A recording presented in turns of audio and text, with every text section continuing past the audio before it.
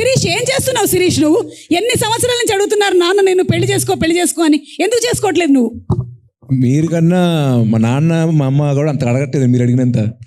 మీరే ఎక్కువ అడుగుతున్నారు. కలిసినప్పుడల్లా ఎప్పుడు పెళ్లి సంబంధాలు చూస్తారు చెప్పండి అంటున్నా. అబద్ధం. 10 ఏళ్ళ నుంచి అడుగుతున్నాను, 10 ఏళ్ళ నుంచి పెళ్లి చేసుకోరా అని. పెళ్ళైన వాళ్ళు చాలా మంది దగ్గరికి వెళ్ళి ఆలోచిస్తున్నాడు అంతే. కాదు సార్ పెళ్ళైన వాళ్ళు చాలా మంది దగ్గరికి వెళ్ళి ఫ్రెండ్స్ అడుగుతున్నా, ఎరా పెళ్లి చేసుకోమంటావు అంటే చేసుకో, పక్కన వైఫ్ లో గర్ల్ ఫ్రెండ్స్ ఉన్నప్పుడు చేసుకోమా, మంచిది మా life is settled, you know like stability అన్ని వస్తుంది మనకి అంటున్నారు. వాళ్ళ వైఫ్ గర్ల్ ఫ్రెండ్స్ పక్కకి వెళ్ళిపోయి వద్దు నువ్వేనా ఎంజాయ్ చేయరా బాబు, నేను చూస్తే మాకు కుళ్ళుగా ఉంది. ఇదే వయసులో అసలు ఈ తెలివి అర్నింగ్ ఇప్పుడు ఉండుంటేనా అసలు సింగిల్ ఉండుంటే కుమ్మేసే వాళ్ళం అది ఇది కథలు చెప్తారంటున్నా. సో ఎంజాయ్ చేస్తున్నారండి అయితే? ఎంజాయ్ చేస్తున్నా సార్ నేనైతే. సింగిల్ లైఫ్ బాగుంటుందని నా గాడ్ బ్లెస్ యూ అండి. Thanks sir. ఎందుకండి మనం ఒకసారి మాట్లాడుకున్నట్టున్నాం సార్ ఏదో మనం మన తర్వాత మన ఎందుకు ఇక్కడ. ఓకే ఆ టాపిక్స్ ఇక్కడ వద్దా జనాలకు అసలు మనం ఎక్స్పోజ్ చెప్తా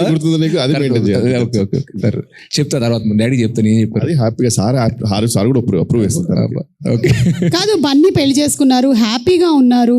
such a good example for you at home. But నేను సింగిల్ గా ఉన్నాను, హ్యాపీగా ఉన్నాను. ఓకే, ఎలాగైనా ఉండొచ్చు అనమాట. ఈ రోజు బ్రాండ్ అంబాసిడర్ అల్లు శిరీష్ గారికి స్వాగతం పలుకుతున్నాము. సార్ నేనేం చేయలేకపోయాను, మీరు 10 సంవత్సరాల నుంచి చేయలేనిది నేను ఈ ఒక్క ఈవెంట్ లో చేయగలుగుతానా చెప్పండి?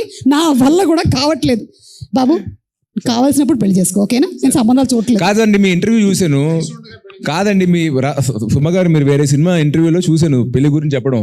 పెళ్లిలో హిట్ ఫార్ములా సక్సెస్ అయ్యే ఉండదు, దిగి చేసుకోవడమే అన్నారు కదా. ఎగ్జాక్ట్లీ. మరి పెళ్లి చేసుకున్న మీరే అంత నిరుత్సాహంగా మాట్లాడితే చేసుకోవాల్సిన నేను మరి ఇంకా మీరు కూడా ఇంకా లొంగిపోయి చేసుకోవాల్సిందే అన్నట్టు మాట్లాడారు. నేను అలా అన్నారు ఆ ఇంటర్వ్యూలో, నేను చూసాను. సమంతను విజయ్ ఉంటారు ఇంటర్వ్యూ, నేను చూసాను దాన్ని, చాలా ఫీల్ అయ్యాను. అంటర్లైన్ కూడా చేసుకున్నాను. సుమ గారు ఎదురైనప్పుడు కనపడి అడుగుదాం అనుకున్నాను నేను. ఇక్కడే రాహుల్ ఆవిడ ఇంటికి వెళ్ళాలి, రాజీవ్ కనకాల ఇంట్లో ఉంటాడు, నువ్వు ఇట్లా మాట్లాడితే ఎట్లాగది? ఏమైనా సరే ఏదో ఒక రోజు నువ్వు చేసుకుంటావు, నీ పెళ్లికి మేము కూడా హాజరవుతాం, అప్పుడు మాట్లాడదాం, ఓకేనా? ఇలా మాట్లాడిన వాళ్ళందరూనే తర్వాత పెళ్లి చేసుకున్న వాళ్ళే.